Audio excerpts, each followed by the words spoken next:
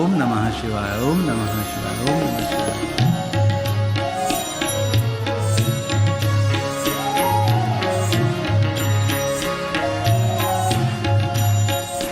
તાલી મહાદેવને વહાલે, તાલી પડવાથી આરોગ્ય મળે.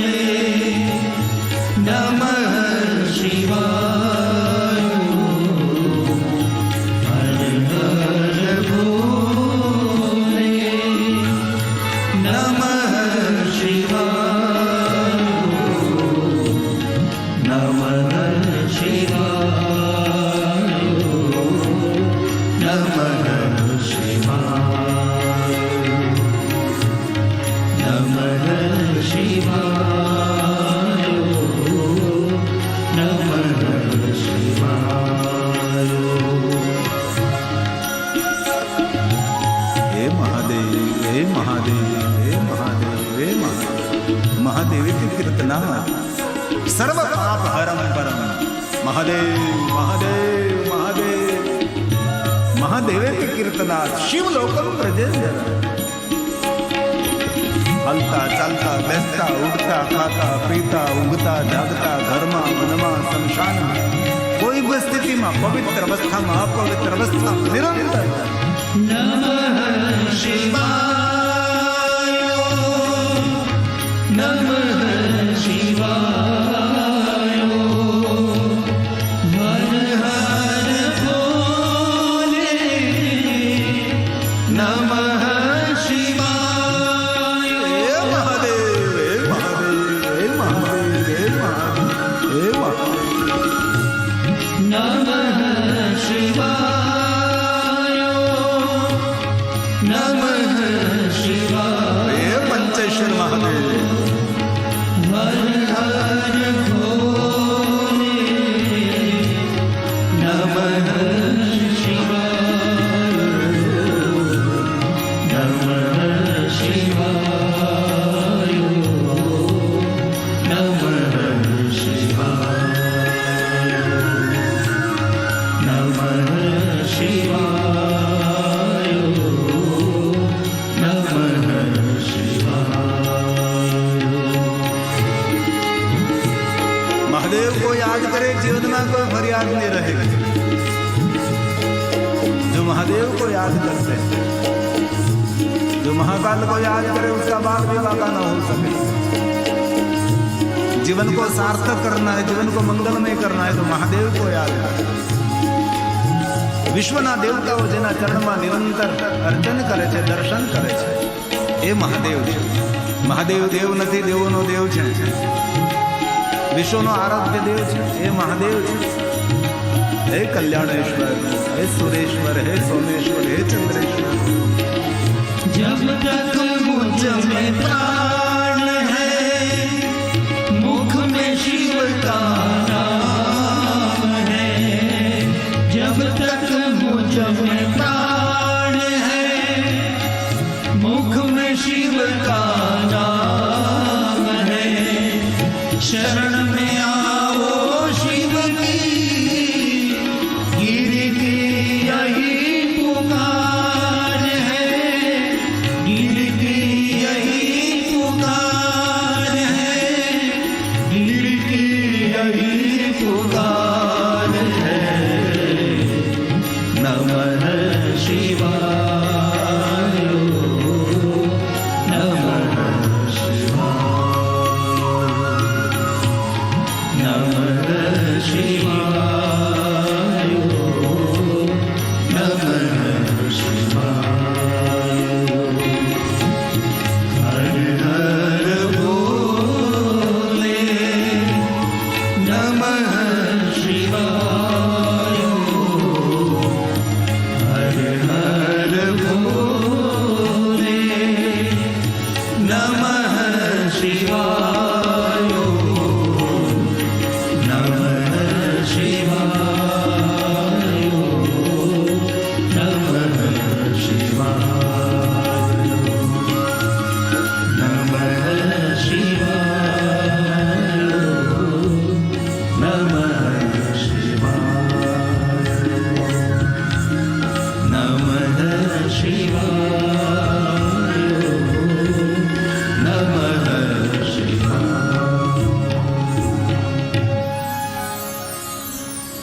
નારદજી ભગવાન વિષ્ણુને કહે છે કે હે ભગવાન શ્રી હરિ, સંતાપમાંથી છૂટવા માટે શું કરવું? થોડી બેસવું છે ને.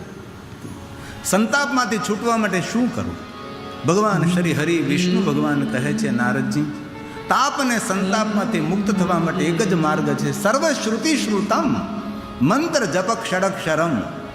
તમે ષડક્ષર મંત્રનો જાપ કરો, જે આદિ મંત્ર છે, મૂળ મંત્ર છે, મહામંત્ર છે, શ્રેષ્ઠ મંત્ર છે, સર્વોપરી મંત્ર છે. અને ખૂબ યાદ રાખજો, ઓમ નમઃ શિવાય મંત્રથી કોઈ મહાન મંત્ર નથી અને મહાદેવથી દુનિયામાં કોઈ મોટા દેવ નથી.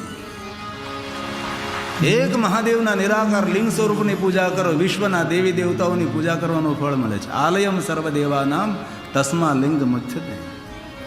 સપ્તકોટી મહામંત્ર. આ દુનિયામાં 7 કરોડ મહામંત્ર છે, પણ 7 કરોડ મહામંત્રના કોઈ જાપ ન કરી શકે, પણ એક ઓમ નમઃ શિવાય મંત્રનો જાપ કરે, 7 કરોડ મહામંત્રના જાપ કરવાનું તેને ફળ મળે છે. બ્રહ્માજી બુદ્ધિના દેવતા, તેને સંશય થયો કે આવું કંઈ હોઈ શકે? કેટલા મોટા મોટા મહાન મંત્રો છે, અને એક સામાન્ય મંત્ર, સરળ મંત્ર ઓમ નમઃ શિવાય, એમનો જાપ કરવા માત્રથી સમાન ફળ મળે. તો બ્રહ્માજીએ સ્વયં તુલના વિધિ કરી, ત્રાજવા લઈ આવ્યા. અમારે સાવરકુંડલામાં ત્રાજવા બહુ મને, હવે તો ઇલેક્ટ્રોનિક ત્રાજવા થયા, પહેલાં તો કાંટા બનતા, કાંટાવાળા, કાંટો કહેતા તેને, કાંટો.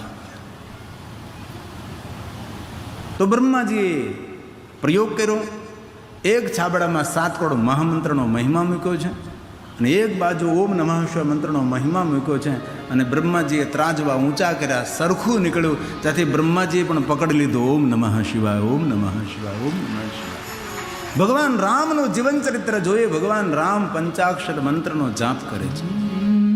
ભગવાન દ્વારકાધીશ ભગવાન કૃષ્ણજી ઉપમન્યુ ઋષિના ચરણોમાં બેસીને પંચાક્ષરી વિદ્યા પ્રાપ્ત કરે છે. ઉપમન્યુ ઋષિ કહે છે, દ્વારકાધીશ, આપ તો પરમાત્મા છો, હું તમને શું કહું? પણ ભગવાન મહાદેવની મેં જ્યારે સાધના કરીને ભગવાન મહાદેવ જ્યારે મને મળ્યા, જ્યારે ભગવાન મહાદેવે કહ્યું તો ઉપમન્યુ, તમને બહુ મોટી કીર્તિને યશ પ્રાપ્ત થશે. આનાથી મોટી કીર્તિ કઈ હોઈ શકે કે હું ઊંચા આસન ઉપર હું બેઠો છું, અને એ દ્વારકાધીશ તમે નીચે બેસીને મારી પાસેથી શિવ વિદ્યા પ્રાપ્ત કરી રહ્યા છે. મહાદેવના શબ્દો આજે સાર્થક થઈ રહ્યા છે. ઉપમન્યુ ઋષિએ દ્વારકાધીશ ભગવાન કૃષ્ણજીને પંચાક્ષરી વિદ્યા આપી છે. હે દ્વારકાધીશ, આ શ્રેષ્ઠ મંત્ર જે શાંતિ આપનારો, સુમતિ આપનારો, સંપત્તિ આપનારો છે, કામના મનોકામના પૂર્ણ કરનારો આ મંત્ર છે. હે દ્વારકાધીશ કૃષ્ણજી, આપ ઓમ નમઃ શિવાય મંત્રનો જાપ કરો. 5 પાંડવોને ભગવાન મહાદેવની ભક્તિનું માર્ગદર્શન આપનારા દ્વારકાધીશ ભગવાન કૃષ્ણ છે. ભગવાન કૃષ્ણના જીવનમાં જે આવ્યા છે તે સૌને કહ્યું છે મહાદેવની ઉપાસના કરો. વારંવાર ભાઈ બલરામ લઈને ભગવાન મહાદેવને જલાભિષેક કરે, મનની શાંતિ મળે. કોઈ પણ કાર્યનો પ્રારંભ કરવાનો હોય, ભગવાન દ્વારકાધીશ કૃષ્ણજી મહાદેવને જલાભિષેક કરે છે. સહાર્જુનમ, અર્જુનની સાથે ભગવાન દ્વારકાધીશ કૃષ્ણજીએ ભગવાન મહાદેવને અભિષેક કર્યો છે. આટલું મોટું યુદ્ધ ખડવાનું હતું.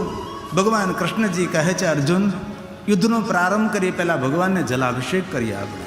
સહાર્જુનમ, અર્જુનની સાથે ભગવાન દ્વારકાધીશ મહાદેવને જલાભિષેક કરે છે.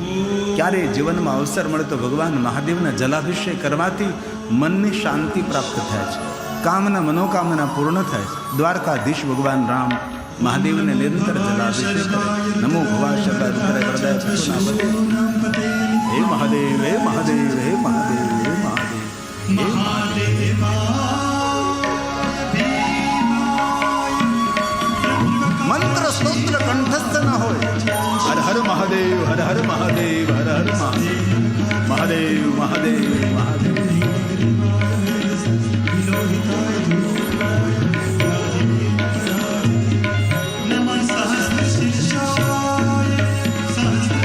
મહાદેવ મહાદેવ મહાદેવ મહાદેવ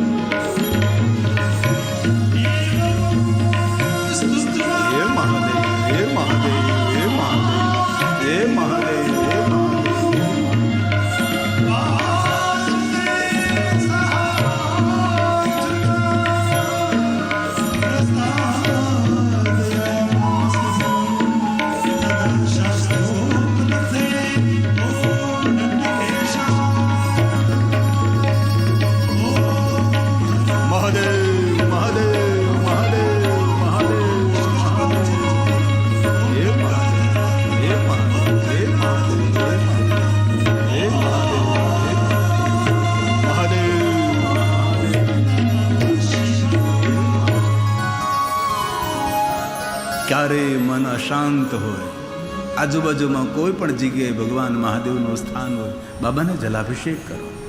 અરે ઘરમાં જે મહાદેવના લિંગ સ્વરૂપને રાખીએ છીએ તેને પાત્રમાં લઈ ભગવાન મહાદેવને જલાભિષેક કરો. ઘરની અંદર જે શિવલિંગ રાખીએ તેને ચલિત શિવલિંગ કહેવાય છે. સામે બેસીને ભગવાન મહાદેવને સુંદર જલાભિષેક કરો. મહાદેવની ભક્તિ જીવનનું મૂળ છે.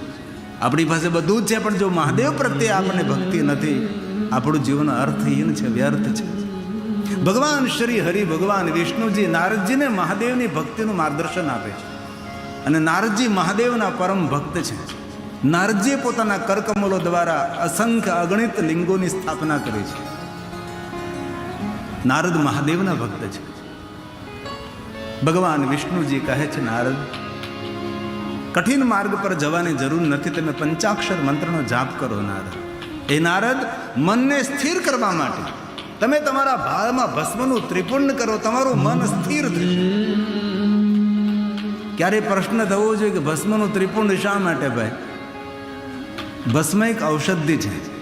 શ્રોત ભસ્મ, સ્માર્ત ભસ્મ, અગ્નિ ભસ્મ, લૌકિક ભસ્મ, શિવાગ્નિ જનિત ભસ્મ, દેવાગ્નિ જનિત ભસ્મ, વેદાગ્નિ જનિત ભસ્મ. ભસ્મ વિજ્ઞાન છે. ભસ્મ એટલે રાખ. પહેલા આપણા વાસણો પવિત્ર કરવા માટે આપણે ચૂલાની રાખથી વાસણો સાફ કરતા હતા. ત્યારે કોઈ મોટા મોટા રોગ નહીં થતા હતા. રાખથી વાસણો આપણે સાફ કરતા હતા અથવા માટીથી સાફ કરતા હતા. અત્યારે કેટલા કેમિકલ આવી ગયા છે. કેમિકલથી વાસણ સાફ થાય, પણ પવિત્ર તો ભસ્મથી જ થઈ શકે છે. જેને લોકાગ્નિ ભસ્મ કહેવાય. ઘરના ચૂલામાં જે ભસ્મ તૈયાર થાય, રાખ તૈયાર થાય તે. ભગવાન વિષ્ણુ બોલે છે, હે નારદ, તમારા ભાલમાં ભસ્મનું ત્રિપુંડ કરો, તમારું મન શાંત થઈ જશે. કારણ કે નારદે મહાદેવના ગણોને શ્રાપ આપ્યો, ભગવાન વિષ્ણુનો અનાદર કર્યો. કોઈનો અનાદર કરવાથી કોઈ દી આનંદ ન મળે. સૌનો આદર કરવાથી આનંદ મળે, સૌનું સન્માન કરવાથી આનંદ મળે છે.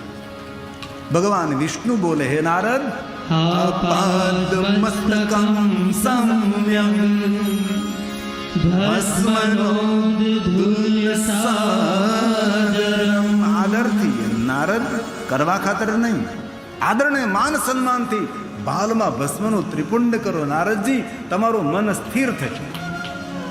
ક્યારે અનુભવ કરજો, આમાં ખર્ચ નહીં થાય ને ભસ્મ કાંઈ એટલી બધી મોંઘી નથી. કોઈ પણ જગ્યાથી ભસ્મ તો મળી જાય. ક્યારેય મન અશાંત હોય, કોઈ જગ્યાએ ગોઠતું ન હોય, હોરુતું ન હોય, ભાલમાં ભસ્મનો ત્રિપુંડ કરીને પંચાક્ષર મંત્રનો જાપ કરો, તરત શાંતિની અનુભૂતિ થશે. ભગવાન વિષ્ણુજીએ નારદને ભસ્મનું ત્રિપુંડ કરવાનું કહ્યું.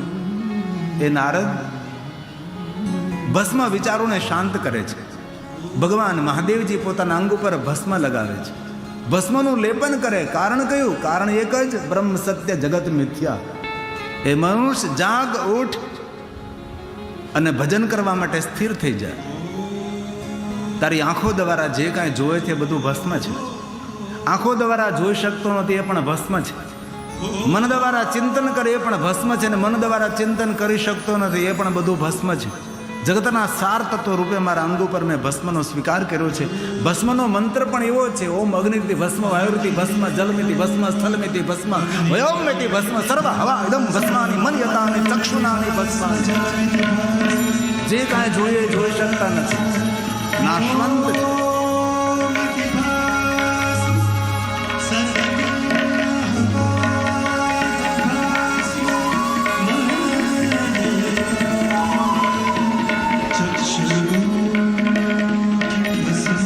ભગવાન મહાકાલને ભસ્મનો અભિષેક થાય છે, પણ શમશાનની ભસ્મ મહાદેવને ચડાવવામાં આવે એ ખોટી વાત છે. ભગવાન મહાકાલને શમશાનની ભસ્મ પહેલા પણ ચડી નથી, અત્યારે પણ મહાકાલને શમશાનની ભસ્મ ચડતી નથી. આવતા સમયમાં પણ મહાકાલેશ્વર મહાદેવને શમશાનની ભસ્મ ચડાવવામાં નહીં આવે. એક લોકવાયકા ખોટી વાત કોઈએ વહેતી કરી, સમાજમાં ફેલાઈ ગઈ કે મહાકાલેશ્વર મહાદેવને શમશાનની ભસ્મ ચડે છે. ખોટી વાત છે.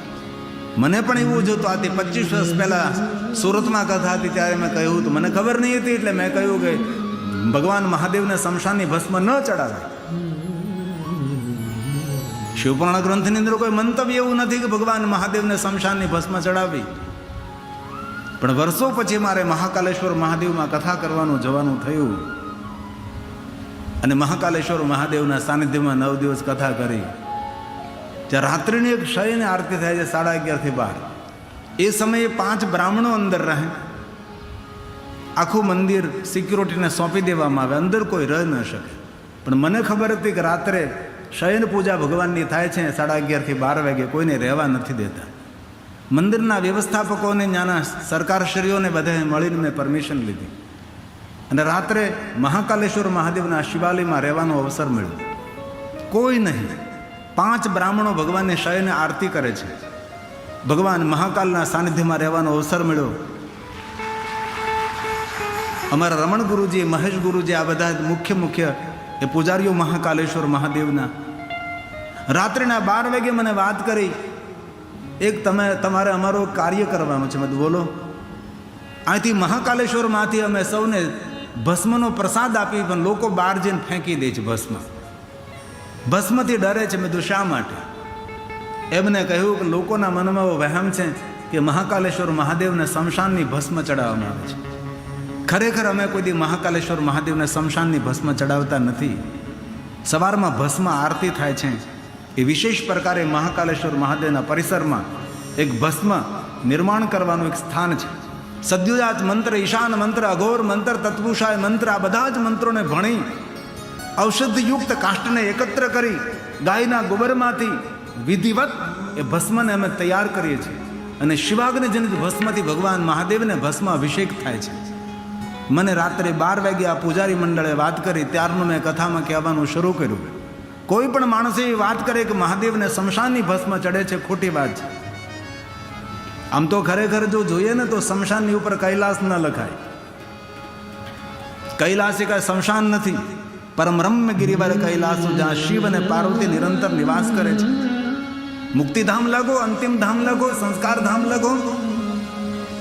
કૈલાસ શબ્દને જો આપણે શમશાન ઉપર લખતા થઈ જઈશું, કોઈ પોતાના બંગલાનું નામ કૈલાસ નહીં રાખે, કોઈ પોતાનું નામ કૈલાસ નહીં રાખે. આપણામાં ભાઈઓનું પણ નામ હોય છે કૈલાસભાઈ, કૈલાસગીરી, કૈલાસપુરી. બહેનો પણ નામ હોય છે કૈલાસબેન. તેથી શમશાન ઉપર કૈલાસ શબ્દ રાખવો એ યોગ્ય નથી.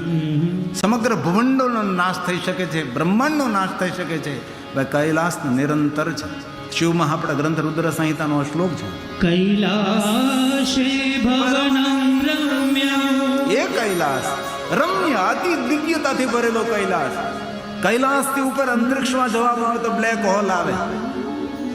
એ છે આપણો કૈલાસ. નિત્યધામ મહાદેવનું છે. ભગવાન વ્યાસ બોલે છે, કૈલાસે ભવનમ રમ્ય પંચવક્ત્ર ચકાર. જેના 5 મુખો રહેલા છે એમાં કૈલાસ છે.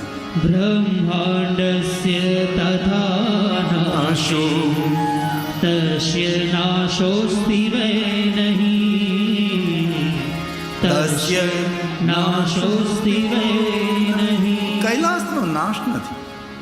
ઓછામાં ઓછા 5 શમશાનો ઉપરથી કૈલાસ શબ્દ હટાવવાનો મેં પ્રયાસ કર્યો છે. એ ગામડામાં જતો તમે જોયું કૈલાસ, ગામના લોકોને ભેગા કરે. મેં તો શા માટે ભાઈ અમારા કૈલાસને બદનામ કરો છો તમે? ભગવાન શિવ કૈલાસનો દેવતા છે, નહીં કે શમશાનનો. ગલતફહેમી જેટલી મહાદેવ માટે ઊભી કરવામાં આવે છે એટલી ગલતફહેમી કોઈ અન્ય દેવતાઓ માટે ઊભી નથી કરી. શિવ મહાપણના માધ્યમથી આ ગલતફહેમીઓ દૂર થાય. તેથી ભગવાન મહાદેવને શમશાનની ભસ્મ નહીં, દેવાગ્નિ જનિત ભસ્મ, વેદાગ્નિ જનિત ભસ્મ, શિવાગ્નિ જનિત ભસ્મ. વિદિતગીરીજી મહારાજ અમારા મહાકાલેશ્વર મહાદેવના મહંત શ્રી છે. એમના માર્ગદર્શન નીચે આ મહાકાલેશ્વર મહાદેવનો પરિસર સુરક્ષિત છે. તો ભગવાન વિષ્ણુજી નારદજીને ભસ્મનું ત્રિપુંડ કરવાનું કહે છે.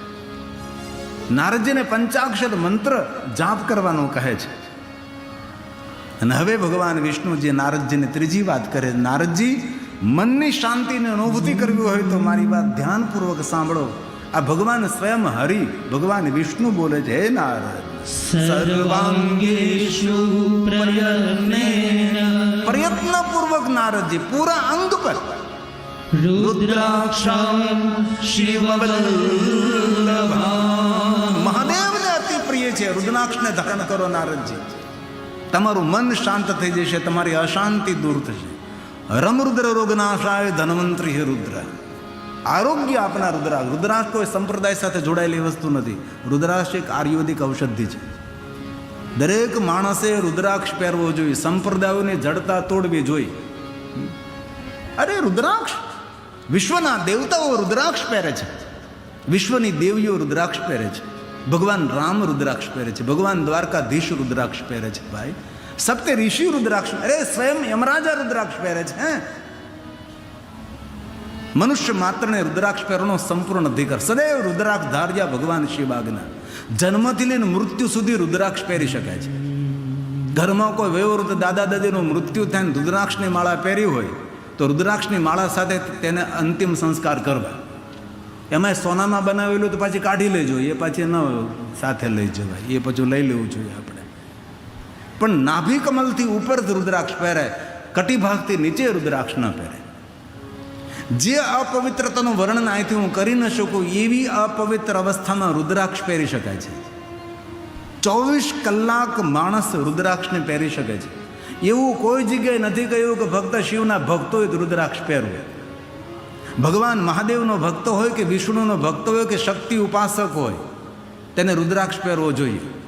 શિવ મહાપુરાણ ગ્રંથમાં 14 મુખ સુધી રુદ્રાક્ષનું વર્ણન છે, પણ દેવી પુરાણમાં 21 મુખ સુધીનું રુદ્રાક્ષનું વર્ણન છે. શિવ મહાપુરાણ ગ્રંથમાં રુદ્રાક્ષનો મહિમા છે, દરેક પુરાણમાં રુદ્રાક્ષનો મહિમા છે. માનવના મનને સ્થિર કરનાર, આરોગ્ય પ્રદાન કરનાર, આપણું રક્ષા કવચ કોઈ હોય તો એ રુદ્રાક્ષ છે. તેથી માણસે રુદ્રાક્ષ પહેરવો જોઈએ. ભગવાન વ્યાસે કહ્યું છે ત્રણેય માટે રુદ્રાક્ષ કલ્યાણકારી છે. એવું કોઈ જગ્યાએ નથી કહ્યું કે ફક્ત મહાદેવના ભક્તો જ રુદ્રાક્ષ પહેરે. રુદ્રાક્ષ રુદ્રાક્ષ વિભૂય નિત્યમ શૈવ શાક્તો વૈષ્ણવ. શિવ ઉપાસક, શક્તિ ઉપાસક, વૈષ્ણવ ઉપાસક સવે રુદ્રાક્ષ પહેરો, ભગવાનની આજ્ઞા છે.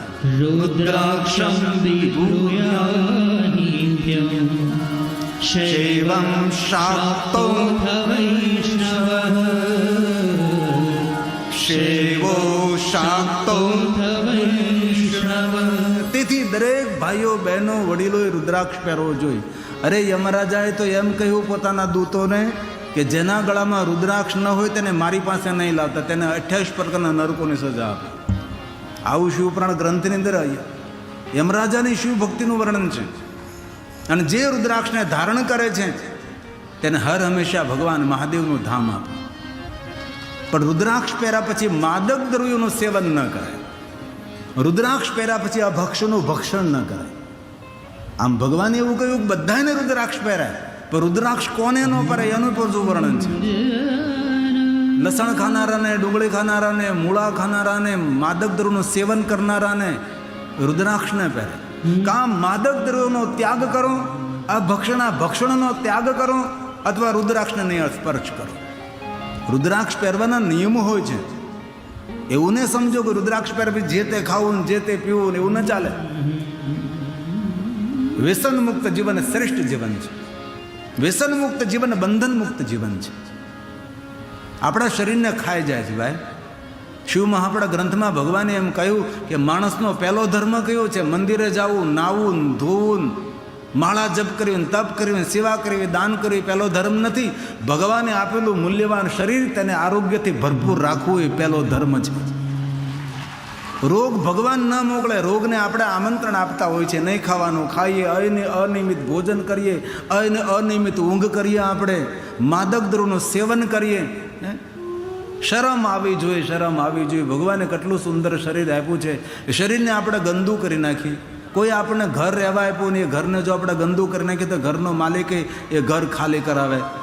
તો પછી આ ઘર જલ્દી ખાલી કરવું પડશે. તમાકુ, ગુડકા ખાઈ ખાઈને માણસ પોતાના જીવનને કેટલો બરબાદ કરે છે. કાલે એક પોલીસ ઓફિસર મને મળ્યા હતા, કહેતા હતા કે સુરતમાં પહેલાં ડ્રગ્સનું પ્રમાણ વધતું જાય છે, આપણા છોકરાઓ બધા આ તરફ જવા લાગ્યા. કેટલી દુઃખની વાત છે.